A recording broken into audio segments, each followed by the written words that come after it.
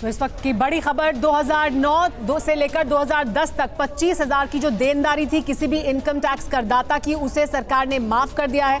2009 से 2010 तक के बीच में 25,000 तक की टैक्स की देनदारी को सरकार ने, इनकम टैक्स की देनदारी को माफ कर दिया है। इसके अलावा सरकार की तरफ से ये बड़ा फैसला किया गया क्योंकि इससे करदाताओं को फायदा होगा। साथ ही करदाताओं को सरकार की तरफ से ये बेनिफिट दिया गया है कि 2010 से 2015 तक जो 10,000 की देनदारी है अगर आपकी इनकम टैक्स को लेकर, तो उसको भी माफ कर दिया गया है सरकार की तरफ से। ये अपने आप में एक बड़ी उपलब्धि उन करदाताओं के लिए, उनके लिए बहुत बड़ा रिलैक्सेशन। आकाश जी, कितना बड़ा ये रिलैक्सेशन है, कितना बड़ा ये रिलैक्सेशन है सरकार की तरफ से करदाताओं के लिए?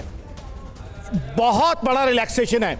इसे कहते हैं ईज ऑफ डूइंग बिजनेस। देखिए, प्रैक्टिकल ईज कर दी गई है। पुराने जो इनकम टैक्स के डिस्प्यूट्स हैं उसको सेटल करने के लिए लोग घूमते रहते थे, इनकम टैक्स की भी एनर्जी लगती थी, टैक्स पेयर की एनर्जी लगती थी। आई थिंक बहुत बड़ा टेक अवे है, बहुत बड़ा एक प्रैक्टिकल गिफ्ट है ये जो दिया गया है। मैं आकाश जिंदल इसका पूरा समर्थन करता हूं। बहुत बढ़िया इंटरिम बजट में रिलीफ दिया गया है। देखिए, जो टैक्स पेयर्स हैं वही समझते हैं कि पुराने डिस्प्यूट्स को सेटल करने के लिए कितनी एनर्जी लगती थी, कितनी फिजिकल, कितनी मेंटल एनर्जी लगती थी। पुराने रिकॉर्ड्स मिलते नहीं थे।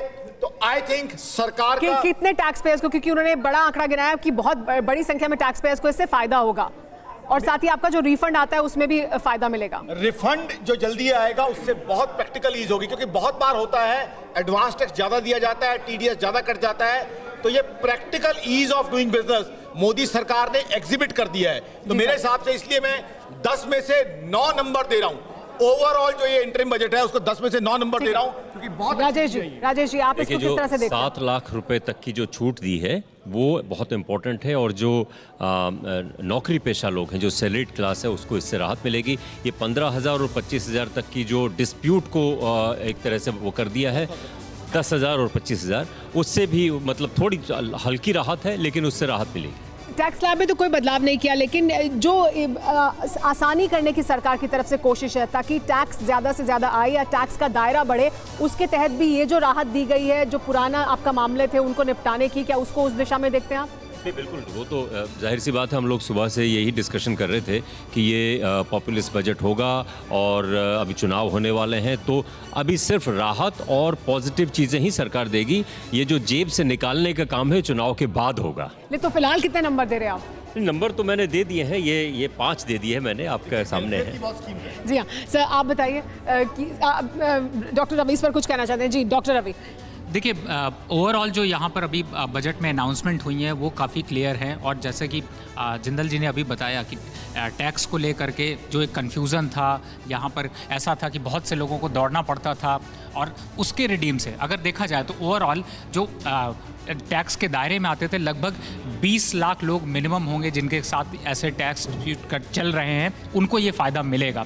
दूसरी तरफ है कि चूंकि सरकार ने कुछ इंपॉर्टेंट चीज़ें भी बताई हैं, जैसे कि FDI की बात करें तो 2014 से 2023 में अब तक 596 बिलियन डॉलर का FDI इन्फ्लो आया है, जो कि साफ साफ दर्शाता है इकोनॉमी को। दूसरी तरफ डिफेंस के लिए जो इम्पॉर्टेंट अनाउंसमेंट है, जिसमें कि 11,11,111 करोड़ की जो यहाँ पर अनाउंसमेंट बजट की गई है, ये एक बूस्ट मिलता है यहाँ पर। तो आपके मुताबिक कितने नंबर आप दे रहे हैं इस बजट को? देखिए, 10 में से 9 तो कंफर्म बनते ही बनते हैं। अगर थोड़े से टैक्स, तख्ती दिखाइए, आपके पास तख्ती है, तख्ती दिखाइए। बिल्कुल, अभी शायद मेरे ख्याल से तख्ती 10 में से 9 की हमारे जिंदल साहब लेके बैठे, और ठीक है सब आप किस तरह से देखते हैं जो टैक्स पेयर्स को एक राहत देने की कोशिश की गई है? वो पुराने लोगों को दिया है, बहुत अच्छा है, लेकिन मुझे लगता है कि ओल्ड रिजीम के अंदर भी उनको प्रमोट करना चाहिए। कारण क्या है कि उसी बहाने से लोग इन्वेस्टमेंट करते थे। अब टैक्स तो पे कर रहे हैं, लेकिन वो फोर्स इन्वेस्टमेंट जो होती थी वो नहीं हो रही। तो इन्वेस्टमेंट भी ज़रूरी है। मतलब आपका पास पैसा आ रहा है फोर्स इन्वेस्टमेंट से, तो उसमें सरकार को क्या आपत्ति है? इसलिए सरकार जो है ओल्ड रिजीम के ऊपर भी फोकस करके उसको प्रमोट करने की ज़रूरत है। लेकिन सरकार का जो नज़रिया दिखाई दिखाई देता है वो ये है कि आप नए टैक्स रिजीम की तरफ जाएं, उसको प्रोत्साहित करने की कोशिश है सरकार की।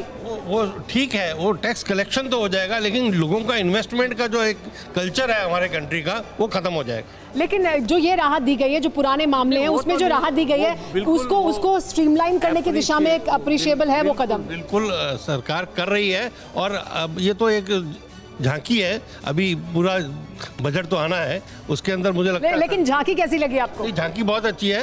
एक तो इलेक्शन भी है और उनके पास स्कोप कम था, फिर भी उन्होंने बहुत सारे सेक्टर को राहत देने की कोशिश की। आपकी तरफ से कितने नंबर? मैं 8 नंबर देता हूँ। कौन कौन से और सेक्टर्स आपके मुताबिक जो सीधे तौर पर प्रभावित होंगे, क्योंकि उन्होंने इलेक्ट्रिक व्हीकल्स के बारे में सरकार ने कोई बात नहीं की, वो बहुत बड़ा एक फैक्टर है।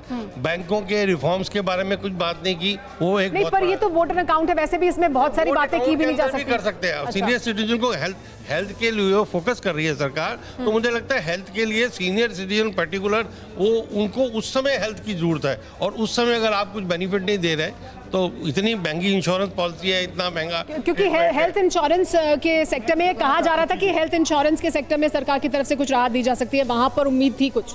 देखिए, टैक्स को लेके कोई मेजर चेंज नहीं किया गया, बट ये बहुत बड़ा रिलीफ वाला और वेलफेयर वाला बजट है। देखिए, इतनी सौगातें दी गई हैं, नए घर बनाए जाएंगे, सोलर प्लांट्स लगाए जाएंगे, मेडिकल कॉलेजेस खोले जाएंगे, रेल कॉरिडोर, डेयरी फार्मर्स के लिए एलोकेशन है, नए 2 करोड़ घर बनाए जाएंगे 5 सालों में, फिस्कल डेफिसिट कंट्रोल में है, बहुत बड़ी अचीवमेंट है।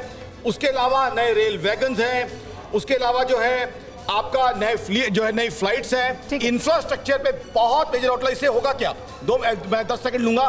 बहुत सा जॉब जनरेशन होगा। जब बार बार कहा जाता था, विपक्ष कहता था जॉब जनरेशन के लिए क्या हो रहा है, एम्प्लॉयमेंट जनरेशन, बहुत मैसिव एम्प्लॉयमेंट जनरेशन हो जाएगा। और इसे मैं एक और चीज बताना चाहता हूँ, मेरा ये मानना है कि इसके बाद जीडीपी ग्रोथ अगले साल का आप मान लीजिए 8.5% जीडीपी ग्रोथ होगा। इंफ्रास्ट्रक्चर की बात करें, बहुत ही मैं संक्षेप में अपनी बात कह दूं, मैं गलत रीड कर गया था। जो टैक्स में राहत की बात कर रहा था, वो टैक्स में राहत दरअसल नहीं मिली है, कोई स्लैब चेंज नहीं है। हाँ, इसीलिए ये वो जो जिसकी उम्मीद कर रहे थे तमाम लोग, शायद वो नहीं मिली है। तो आकाश जी, फिस्कल डेफिसिट का क्या टारगेट असेस किया गया है? फिस्कल डेफिसिट को सबसे पहले तो बहुत अच्छे कंट्रोल में रखा गया है। अंडरस्टूड। कितना आने वाले सालों में, अभी 5.8 की बात जहां तक मुझे समझ आई है, आने वाले सालों में 4.5 को जो है एम करके चल रहे हैं।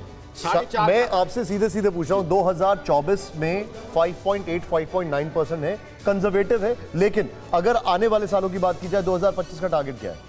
देखिए, जो अभी तक हमें सुना है, बाकी तो डिटेल में आएगा, आने वाले सालों में, अब वो 3 साल या 4 साल कब का है, 4.5 का फिस्कल डेफिसिट